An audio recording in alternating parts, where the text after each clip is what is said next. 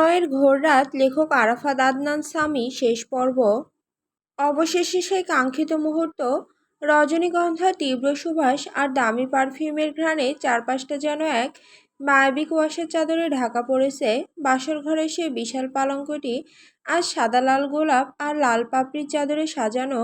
মায়া সেই খাটের ঠিক মাঝখানে নিজের বেনারসি ওড়নার ঘোমটা টেনে আড়ষ্ট হয়ে বসে আছে।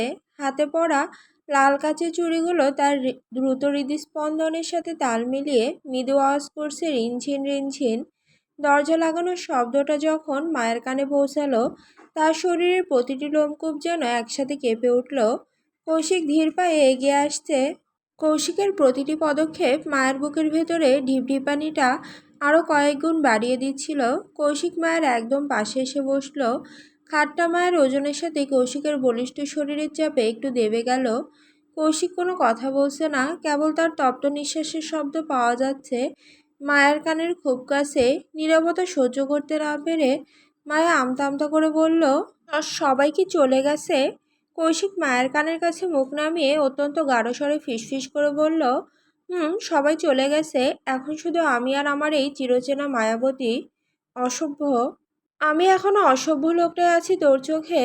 হ্যাঁ, আমাকে যেহেতু অসভ্যের চোখে দেখিস, তাহলে আজ আমাকে সব অসভ্যের সীমা পার করতে দে। মায়া কৌশিকের কথায় মৃদু কেঁপে উঠল, আমতা আমতা করে বলল, কি কি বলছেন আপনি এইসব? কৌশিক যে কিছু বলতে যাবে অমনি মায়া এবার মাথা তুলে কৌশিকের চোখের দিকে তাকালো। মায়া বলল, আব্বু আম্মুকে রাজি করালেন কিভাবে? কৌশিক মায়ের দুই হাত নিজের বলিষ্ঠ হাতের কবজিতে বন্দি করে নিল। তার স্পর্শে এক অবর্ণনীয় উত্তাপ ছিল। কৌশিক বলল, ভালোবাসার জোর থাকলে পাহাড়কেও টলানো যায় মায়া। আমি তো শুধু তোর আব্বুকে এটা বুঝিয়েছি যে তোকে ছাড়া এই কৌশিক একটা জ্যান্ত লাশ। আর কোনো বাবা মা চায় না তার মেয়ের সুখের অন্তরায় হতে। আপনি আমাকে পাওয়ার জন্য এতটা বেপরোয়া কেন ছিলেন? কৌশিক মায়ের চুলে হাত বুলিয়ে দিতে দিতে কণ্ঠস্বর আরও গাঢ় করে বলল, বেপরোয়া? আমি তোকে নিয়ে এক প্রকার উন্মাদ হয়ে গিয়েছিলাম মায়া। তোর প্রতিটি পলক, তোর ওই অভিমানী চাহনি আমাকে পাগল করে দিয়েছিল। মায়া আবেগপ্রবণ হয়ে কৌশিকের চওড়া বুকে নিজের মাথাটা রাখল। কৌশিক তার চুলে হাত বুলিয়ে দিতে দিতে শান্ত গলায় বলল, অতীতে আমাদের মাঝে অনেক ভুল বোঝাবুঝি হয়েছে মায়া।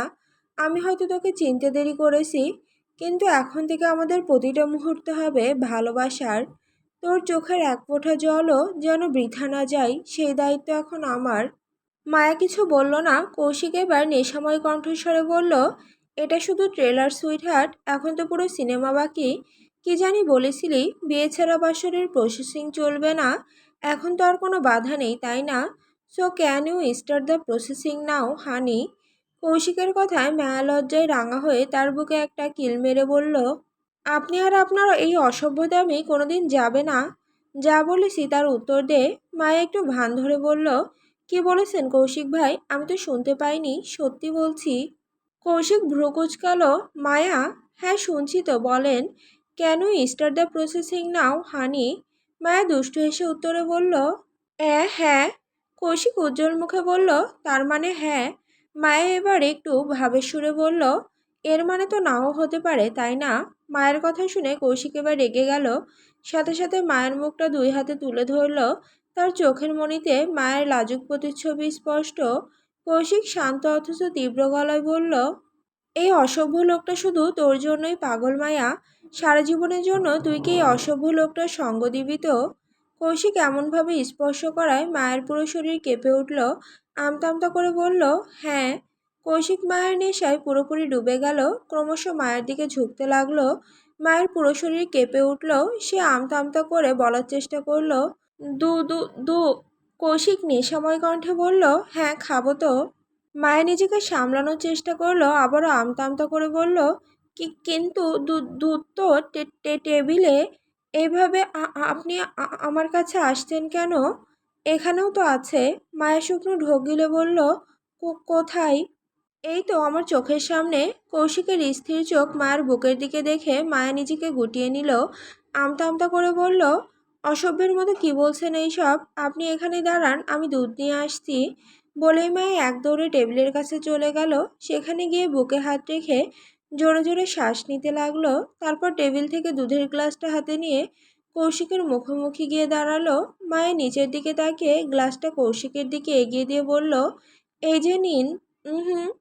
কি উহু, প্লিজ খেয়ে নিন এটা। এটা না, ওটা খা। কৌশিক পুরো কথাটা বলার আগে মায়া কৌশিকের দিকে তাকিয়ে তার ঠোঁটের ওপর নিজের আঙুল রেখে দিল।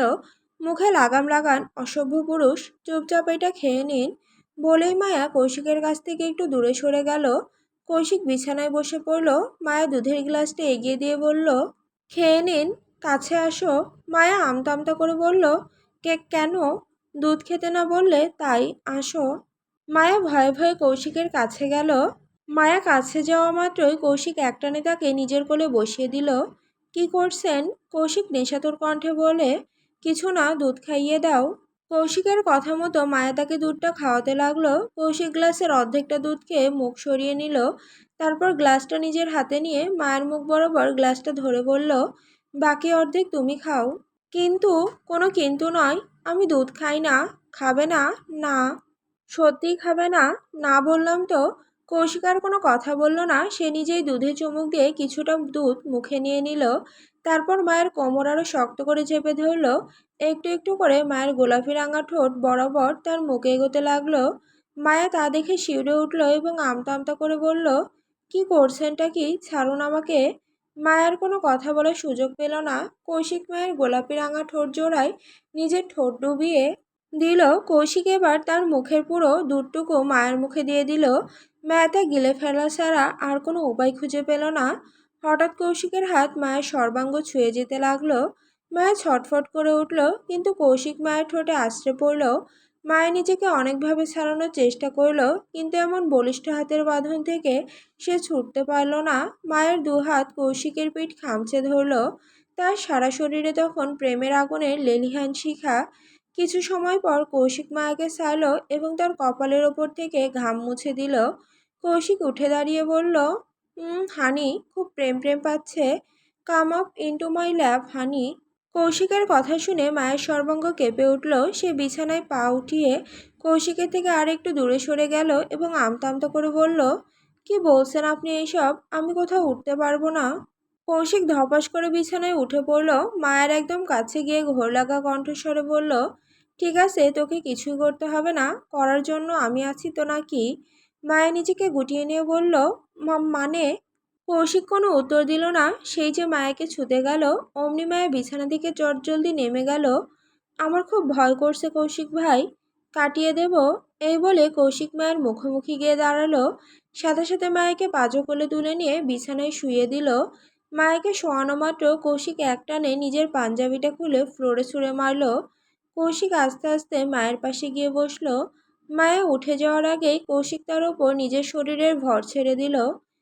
কি করছেন আপনি? এই রাতে যা হয় তাই করছি। এই বলে কৌশিক মায়ের গলায় মুখ ডুবিয়ে দেয়। মায়া ছটফট করতে লাগলো। কৌশিক এক হাত দিয়ে মায়ের উপর থেকে শাড়ির আঁচলটা সরিয়ে দিল। অন্য হাত মায়ের পিঠ বরাবর চলে গেল। একটানে মায়ের ব্লাউজের ফিতাটা খুলে দিয়ে সে ব্লাউজটা পুরোপুরি খুলে ফ্লোরে ছুঁড়ে মারল। মায়ের ঊর্ধ্বাঙ্গ এখন পুরোপুরি উন্মুক্ত। কৌশিক মায়ের গলা থেকে তার ঠোঁট আস্তে আস্তে নিচে নামাতে থাকে। মায়ের পুরো শরীরে তখন কৌশিকের ঠোঁট বিচরণ করতে ব্যস্ত। কৌশিক আরও উন্মাদ হয়ে উঠল এবং মায়ের গোলাপি ঠোঁট জোড়া কামড়ে ধরল। ব্যথায় মায়ের চোখ বেয়ে পানি পড়তে লাগলো, কিন্তু সে কিছুই বলল না। মায়ের এই নিঃশর্ত সমর্পণ কৌশিকের ভেতরে সুপ্ত প্রেমকে আরও বেপরোয়া করে তুলল। সে মায়ের ঠোঁট, ঘাড় আর চিবুকে নিবিড় চুম্বনে ভরিয়ে দিল। এসবের ফাঁকে তারা দুজনেই এবার পুরোপুরি বস্ত্রহীন হয়ে পড়ল। হঠাৎ মায়া তার তলপেটে তীব্র ব্যথা অনুভব করতে মৃদু চিৎকার দিয়ে উঠল। আহ কৌশিক ভাই, খুব লাগছে। কৌশিক তখন নেশাময় কণ্ঠে বলল, এই সুখে একটু ব্যথা লাগবেই, সহ্য করে নে হানি। একটু পর আরাম পাবি। আর এখনো তো কিছুই করিনি, তোকে আজ আমার প্রেমে বেসামাল করে তুলব। ব্যথা পাচ্ছি কৌশিক ভাই, ছাড়ুন প্লিজ। এতটুকুতেই ছেড়ে দেব? হ্যাঁ, অনেক ব্যথা করছে। কিসের ব্যথা? আদর বল। আমি তোকে ব্যথা নয়, আদর দিচ্ছি। স্বামীর আদরে একটু ব্যথা লাগেই হানি, সহ্য করে নিতে হয়। বলেই কৌশিক গতির সাথে সাথে চাপও বাড়ালো। মায়া ব্যথায় যেই চিৎকার দিতে যাবে, অমনি কৌশিক মায়ের ঠোঁট কামড়ে ধরল। মায়া ব্যথায় ছটফট করতে লাগলো। তার পুরো মুখ লাল বর্ণ ধারণ করলো। ঘরটির মৃদু আলোয় তাদের ছায়াগুলো দেওয়ালে একাকার হয়ে মিশে যাচ্ছিল। বাইরে তখন ঝিঝি পোকার ডাক আর কুয়াশার নিস্তব্ধতা, কিন্তু ঘরের ভেতরে দুই হৃদয়ের ঝড় তখন তুঙ্গে। সময়ের হিসাব হারিয়ে গেল, ফুলের পাপড়িগুলো ছিঁড়ে বিছানায় একাকার হয়ে মিশে রইল। এক দীর্ঘ ও তৃপ্তিকর মিলনের পর মায়া যখন কৌশিকের প্রশস্ত বুকে মাথা রেখে হাঁপাচ্ছিল, কৌশিক তখন তার চুলে হাত বুলিয়ে দিয়ে কপালে পরম মমতায় চুমু খেলো। কৌশিক শান্ত গলায় মায়ের কানের কাছে মুখ নিয়ে ফিসফিস করে বলল, সুইট হার্ট, পুলিশ ডাকতে ইচ্ছে করছে বুঝি? নাকি সারা জীবনের জন্য এই নির্লজ্জ অসভ্য লোকটার কয়েদি হয়ে থাকবি? মায়া লজ্জায় আর আবেশে লাল হয়ে উঠল। সে চট করে কৌশিকের প্রশস্ত বুকে মুখ লুকিয়ে ধরা গলায় বলল, আপনার এই কয়েদখানা অনেক বেশি সুন্দর। আমি কোনোদিন এখান থেকে মুক্তি চাইব না, আর না আপনাকে কয়েদখানায় পাঠাবো। কৌশিক মায়ের চিবু কুচিয়ে ধরল, সরাসরি মায়ের চোখের মণিতে চোখ রেখে গম্ভীর কিন্তু নেশাময় কণ্ঠে বলল, গুড, আমিও তোকে কোনোদিন মুক্তি দেব না।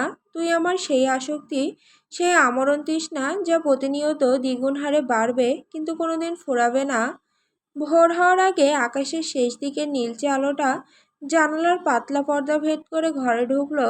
ঘরের শান্ত পরিবেশে মায়া ক্লান্তিতে কৌশিকের বলিষ্ঠ বাহুর উপর মাথা রেখে গভীর ঘুমে আচ্ছন্ন হয়ে পড়ল। কৌশিক অপলক দৃষ্টিতে তার মায়াবতীর নিষ্পাপ মুখের দিকে তাকিয়ে রইল।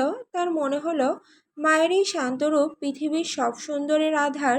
সে বিড়বিড় করে বলল, এই রাতটা কেবল শুরু মায়া, আমাদের এই প্রণয়ের ঘোর কোনোদিন কাটবে না। কৌশিকের ফিসফিসানিতে মায়ের ঘুম পাতলা হয়ে এলো।